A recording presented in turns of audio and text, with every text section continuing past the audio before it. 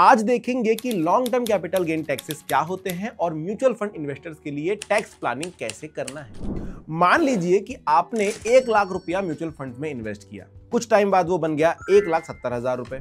वाह, पूरे 70,000 का प्रॉफिट। नहीं, इस प्रॉफिट पर गवर्नमेंट आपको टैक्स चार्ज करती है, जिसे कहते हैं कैपिटल गेन टैक्स। ये टैक्स दो तरह का होता है, long term capital gain tax और short term capital gain tax. इस वीडियो में हम इसी टॉपिक को डिटेल में समझेंगे। चलिए चलते हैं। लेकिन कैपिटल गेन टैक्स समझने से पहले समझते हैं कैपिटल गेन क्या होता है। सोचिए, आपने एक आम का पेड़ लगाया, उसे बड़ा करने में 3 से 4 साल लगाए। आपने मेहनत करी, उसे पानी दिया, उसका ध्यान रखा। जब ये पेड़ मैच्योर हुआ तो उसने आपको दिए आम। बस इसी आम को म्यूचुअल फंड की भाषा में बोलते हैं capital gain. Mutual fund terms में कैपिटल गेन मतलब आपके म्यूचुअल फंड्स पर आपका कमाया हुआ प्रॉफिट होता है। इस कैपिटल गेन के भी टाइप्स होते हैं। Types of capital gain. Capital gains दो टाइप्स के होते हैं जो इक्विटी म्यूचुअल फंड्स में एप्लीकेबल होते हैं। शॉर्ट टर्म कैपिटल गेन्स यानी कि STCG। अगर आप अपने इक्विटी म्यूचुअल फंड्स 1 साल से पहले बेचते हैं तो उससे आए हुए प्रॉफिट को शॉर्ट टर्म कैपिटल गेन्स बोलते हैं। दूसरा, लॉन्ग टर्म कैपिटल गेन्स यानी कि LTCG।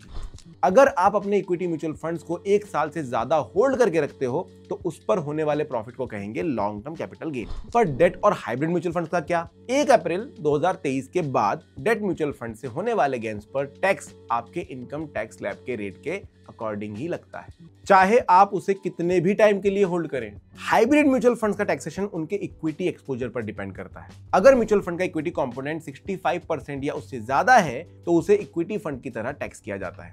अगर 65% से कम है तो उसका टैक्सेशन डेट फंड की तरह किया जाता है। Taxation on capital gain. अब इन कैपिटल गेन्स पर गवर्नमेंट आपसे टैक्स मांगती है। दोनों STCG और LTCG पर टैक्स अलग अलग एप्लीकेबल होता है। इक्विटी बेस्ड एसेट्स के लिए STCG टैक्स होता है फ्लैट 20%। LTCG का टैक्सेशन समझना थोड़ा सा सिंपलर है। LTCG के लिए गवर्नमेंट ने आपको थोड़ा सा एग्जम्पशन दिया है। बेसिकली LTCG के केस में 1.25 लाख रुपए के रिटर्न तक कोई टैक्स नहीं है और उसके ऊपर के रिटर्न के केस में 12.5% टैक्स लगेगा। इन केस ऑफ STCG आपने 1 लाख रुपए इन्वेस्ट किया फॉर 9 मंथ्स। 9 महीने बाद आपको 50,000 रुपए का रिटर्न मिला। अगर ये इक्विटी बेस्ड एसेट इन्वेस्टमेंट था तो आपका STCG टैक्स होता 20% of 50,000 is equal to 10,000 rupees. तो आपका टोटल रिटर्न होता 50,000 माइनस 10,000 बराबर 40,000 रुपए।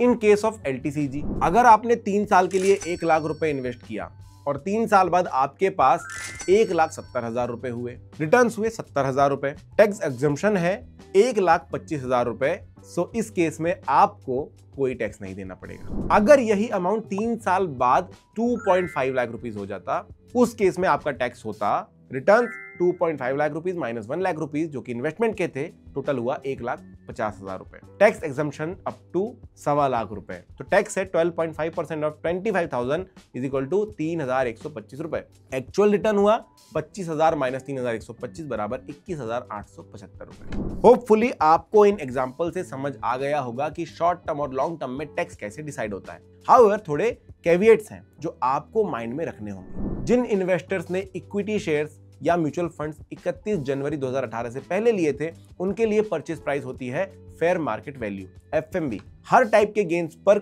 सेस इनकम टैक्स भी एप्लीकेबल होता है।